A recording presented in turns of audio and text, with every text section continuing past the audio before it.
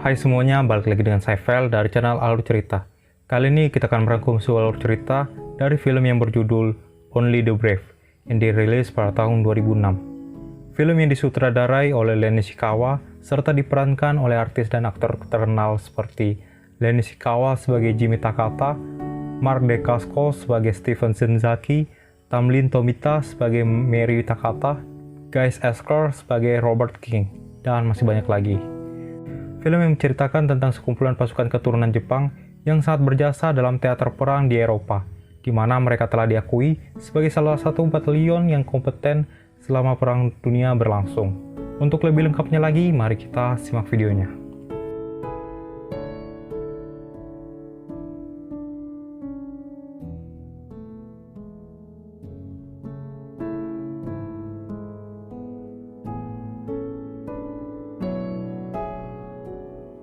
Pada tahun 1942, setelah serangan Jepang di Pearl Harbor, di sana Presiden Roosevelt langsung mengeluarkan perintah eksekutif 9066 yang berbunyi agar seluruh warga keturunan asing yang berada di wilayah Mamarika harus tunduk terhadap kebijakan sekretaris perang maupun komandan militer setempat. Akibat dari perintah eksekutif tersebut, salah satu kepala komandan pertahanan Mamarika dari Angkatan Darat keempat, yaitu Letnan Jenderal John Land Darwin, memutuskan agar para keturunan Jepang yang berada di wilayah Mamarika ditangkap serta diinternat di kamp yang berada di wilayah California, Utah, Idaho, Arizona, Colorado, dan Arkansas dikarenakan mereka dikategorikan sebagai musuh berbahaya, dan orang-orang keturunan Jepang tersebut juga dijuluki oleh orang sekitar dengan sebutan Ninsei. Lalu 1.400 keturunan Ninsei ditempatkan menjadi anggota Resimen 442 dari Batalion Infanteri ke-100 yang nantinya akan membantu Mamarika dalam perang di Eropa, walaupun banyak dari komandan Mamarika yang masih meragukan kesetiaan Ninsei Jepang itu. Selama mereka berada di dalam militer, mereka seringkali menerima kritik pedas tentang rasisme dari sesama anggota militer Mamarika, serta militer Mamarika juga melarang mereka untuk ikut campur dalam perang yang berada di Pasifik.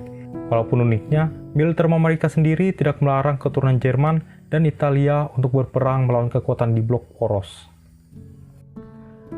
Lalu pada tahun 1944 di Prancis, di mana salah satu kompi Ninsei dari Resimen 442 yang dipimpin oleh Jimmy Takeo Nishikawa sedang mengintai sebuah kota yang telah dikuasai oleh Jerman di Prancis. Dan di saat mereka memasuki kota itu, tiba-tiba salah satu anggotanya yang bernama Frank terkena tembakan dari sniper musuh yang sudah menunggu kehadiran mereka. Dan di sana terjadilah pertempuran antara tentara Ninsei dan pasukan Jerman yang terjadi di kota itu.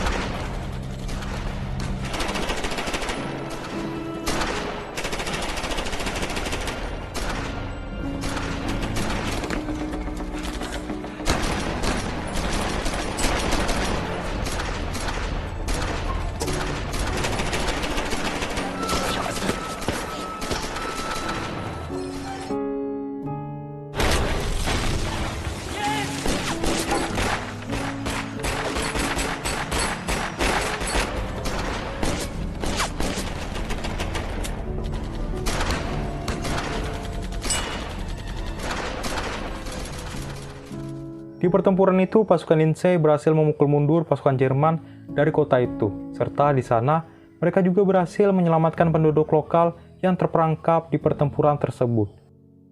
Di saat istirahat, mereka memanfaatkan waktu itu untuk bercanda ria agar dapat menghilangkan rasa jenuh mereka di medan pertempuran. Lalu di sisi lain, salah satu batalion Mamarika, yaitu Batalion Texas dari Resimen 141, sedang mendapatkan masalah di medan pertempuran, di mana mereka terkepung oleh pasukan Jerman di pegunungan Forges, Prancis. Di sana mereka mencoba meminta bantuan dari pusat agar mereka mengirimkan batalion lain untuk membebaskan mereka dari situasi tersebut. Namun, upaya tersebut seringkali gagal dikarenakan pasukan Jerman berhasil mengusir pasukan Mamarika yang mencoba mendekat ke mereka. Di saat itu, pasukan Ninsei pun mendapatkan perintah dari atasan mereka untuk melakukan operasi penyelamatan kepada Resimen 141 yang terperangkap di pegunungan Forges. Dikarenakan pasukan yang lain telah gagal dalam operasi penyelamatan itu. Dan di sana mereka pun bersiap untuk berangkat ke lokasi tersebut kecuali Jimmy yang diperintahkan oleh dokter untuk tetap berada di camp dikarenakan luka yang dialaminya.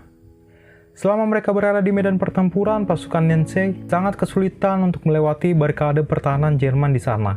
Dan hal itu membuat korban yang berjatuhan dari pasukan mereka sangatlah banyak. Mendengar berita tersebut, Jimmy pun menentang perintah dari dokter di tempat itu. Dan ia pun mencoba menyusul pasukan Nazi yang telah berada di medan pertempuran.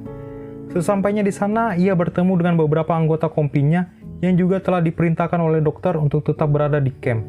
Namun, dikarenakan berita tersebut, mereka pun tidak mau menghabiskan waktu mereka untuk menunggu di garis belakang pertahanan di saat teman mereka sedang menghadapi bahaya di medan pertempuran. Di saat mereka istirahat, salah satu anggota baru di dalam pasukannya yang dulunya merupakan seorang jurnalis sedang menanyakan kepada anggota lain tentang kepribadian dari Sersan Jimmy selama ia memegang komando di pasukannya. Lalu di saat ia menanyakan langsung kepada Jimmy tentang hal yang paling ia takuti selama hidupnya, di sana Jimmy pun memberikan jawaban kalau ketakutannya adalah jika ia kehilangan orang-orang di sekitarnya. Singkat cerita, ia pun telah bergabung dengan pasukan Nazi yang tersisa, dan di sana mereka pun mencoba menerobos barikade pertahanan Jerman di pegunungan Vosges agar mereka dapat menyelamatkan pasukan 141 yang terperangkap di pegunungan tersebut. Dan pertempuran pun terjadi.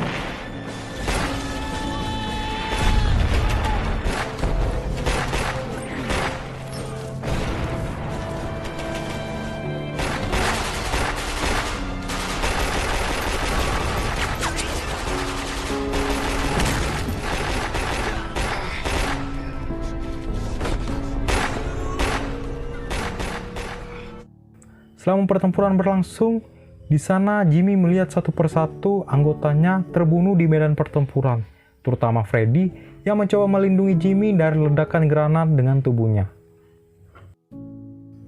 Di pertempuran itu, mereka berhasil menghabisi pasukan Jerman di pegunungan tersebut, serta mereka juga berhasil menyelamatkan 211 pasukan batalion ke 141 dengan biaya yang mereka tukarkan sebesar 800 lebih pasukan Nazi yang menjadi korban di pertempuran itu. Lalu Jimmy dan pasukan Nazi yang tersisa mendapatkan ucapan terima kasih dari letnan pasukan yang ia selamatkan.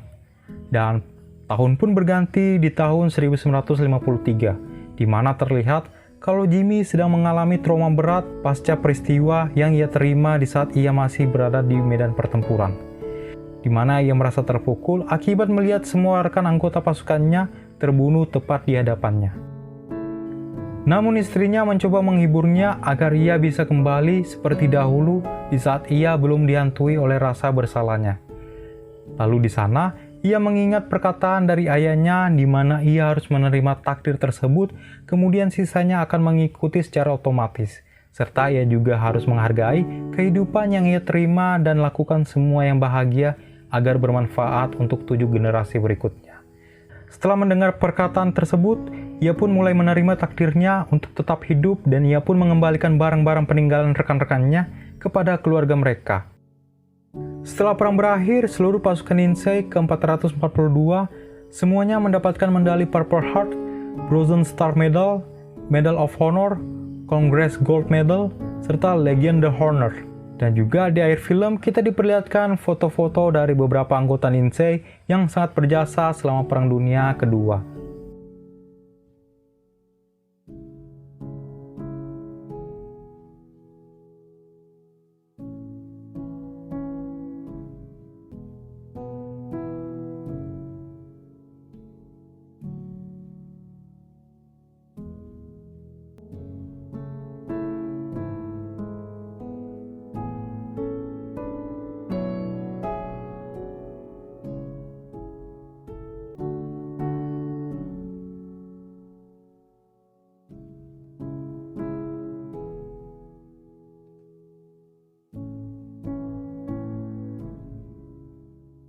Dan film pun selesai. Oke, sekian rangkuman alur cerita dari film Only the Brave. Berikan pendapat kalian tentang film ini dengan cara tulis di kolom komentar di bawah, serta berikan kritik pada channel ini agar channel ini menjadi lebih baik lagi. Oke, stay well, stay healthy, and see you next time.